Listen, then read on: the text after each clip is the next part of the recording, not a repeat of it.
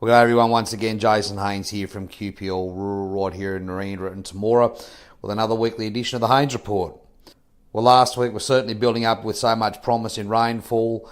Unfortunately, right here in Narendra we only got about 4.5 millimetres. There was a little bit further down south with some good falls around Deniliquin and down that real southern New South Wales country. But you've only got to go as far as Kamara and places like that, and we're looking at only, or totals barely even 1 millimetre. So quite disappointing for those that are looking for a little bit of grain fill or something to at least finish the season off. But unfortunately, it's been in the nature of the season so far. Now, this little bit of rain down south has eased that temporary market down in the Murray system. It's now looking at around $375 a megalitre in zone 10 and 11, while the Murrumbidgee is sitting at around $380 a megalitre. It must be noted that there is still some intervalley trade available from the Murrumbidgee back to the Murray system, but nothing to go from the Murray up to the Murrumbidgee. So that opportunity is still there if you are looking to put water into that Murray trade system. Now, while we're talking water, I must congratulate Chris Brooks. He's been nominated as the new chair for the Southern Riverina Irrigators Council. He's a Barooga farmer and his family's been in the irrigation space for a number of generations now, and we wish him the best of luck during these challenging times. Now, it mightn't have helped us much with our cropping enterprises up here, but down south the rain has meant that the Eastern Young Cattle Indicator has jumped up to 517 cents per kilo carcass weight. The mutton job is back at 448 cents per kilo, and the National Trade Lamb Indicator has gone back through the 700 cents a kilo mark to be at 719 cents per kilo. Let's talk land now. Well, there's been some interesting conversations over the last few weeks. I'm being asked fairly regularly whether I think land is too expensive and whether I've seen some demand for land backing off in recent times. And in short, the answer is no.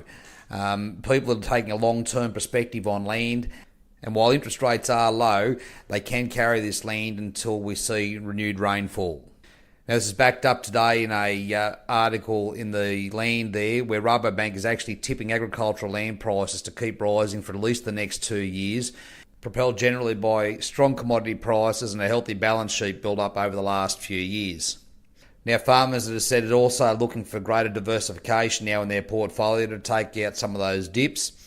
They did suggest in the article that the overall rate of growth or the price growth will probably slow down a bit, but the fundamentals are still very strong for a robust rural property market.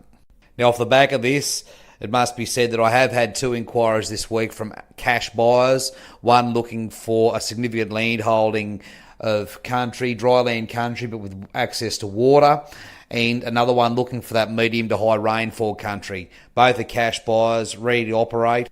And if you're looking to test the market, this could be your opportunity. Now, if you're looking for a rural property investment at the moment, it's worth going back and having a look at some of my dairy operations at the moment. They've been sitting on the books for a little while. They are genuine, profitable, well-run businesses that we can set up with a manager for you. I know that the dairy industry has got a bit of bad press at the moment, but I genuinely believe that these properties are going to be very valuable and produce a lot of money in the next few years. The Aussie dollar is dropping back a bit, and I do think this milk space is going to kick and become incredibly strong. There's an opportunity also here. I've had one client that's bought a little farm off me that he's using that little bit of underground water, to spear point water, blending it with some Murray irrigation water, and he's doing very well out of lambs at the moment. He's being able to produce some of his own maize silage and produce a feed bank, and that's exactly what these dairy properties are. They're forage producing businesses designed to effectively and very efficiently produce large volumes of very high quality forage and value add them through an animal production system.